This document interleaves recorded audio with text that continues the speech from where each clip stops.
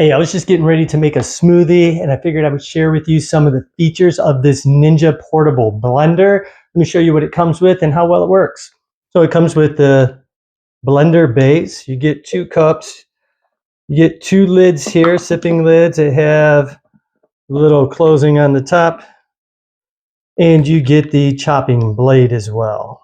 After you add all your ingredients, this just goes on and screws right on, real nice and easy. Doesn't leak.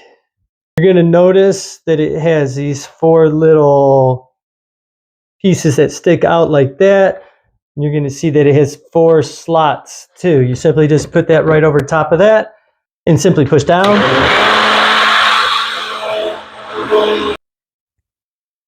And it's that simple. You have your shake or whatever you are making all done. After you take the blade part off, just simply twist this on. You can easily snap that down so it's not going to be leaking or spilling on you. When you're ready, it's got this nice little lip here, easy to open. You can take it on the go. I like it. It's nice and powerful for a little compact blender.